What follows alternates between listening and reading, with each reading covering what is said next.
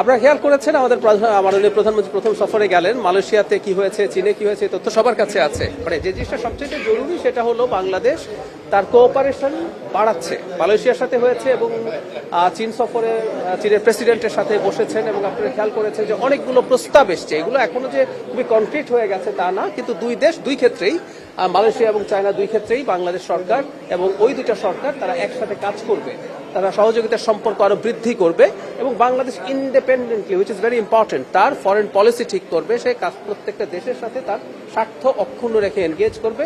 এই বার্তাটা স্পষ্ট হয়েছে। করিডোরে আমাদের কোনো আসলে ইতিবাচক দিক আসতে পারে। করিডোর নিয়ে যোগাযোগ হয়, এটা যত দেশের সাথে যত রকম যোগাযোগ হয় সেটা সবসময় ভালো। এটাকে এভাবেই দেখা উচিত। এটা মাত্র প্রাথমিক পর্যায়ে আছে। যদি করিডোরটা ফাইনালি হয়, আমরা যদি সড়ক পথে কানেক্টেড হতে পারি, আপনি খেয়াল করবেন ইউরোপ এভাবে কানেক্টেড হয়ে গেছে। তো একইভাবে আমরা যত দিকে যত রকম ভাবে আমাদের এই ধরনের কানেক্টেড হওয়ার প্রকল্প কিন্তু আরো নানান ভাবে ছিল। আমরা বিবিআইএন এর কথা জানি, ঠিক একইভাবে এটাও যদি হয় এটা নিশ্চয়ই পজিটিভ কিছু হবে। এবং এটা মাত্র প্রাথমিক অবস্থা, এটা সমীক্ষা হবে, এটা কি করলে এটা ইকোনমিকলি ভায়াবল হবে সেই বিবেচনা চলবে। এবং আমি আবারও বলছি, ইন জেনারেল যে কোনো ধরনের কানেক্টিভিটি যদি আমাদের দেশের স্বার্থ রক্ষা করে করা যায় সেটা পজিটিভ।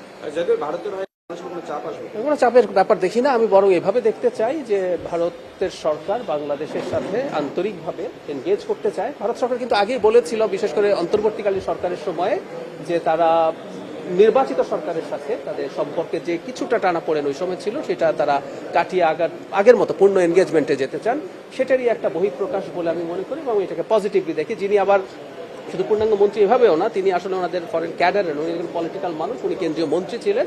সো আমরা বিশ্বাস করি, আমরা আশা করি আমাদের যে অনিষ্পন্ন যে সমস্যাগুলো আছে সেগুলোর ব্যাপারে তারা আন্তরিক হবেন। এবং একটা কথা আমরা রিপিট করি সবসময়, যে বাংলাদেশ যে কোনো দেশের সাথে তার আত্মমর্যাদা, তার সার্বভৌমত্ব নিশ্চিত রেখে এনগেজ করতে চায়।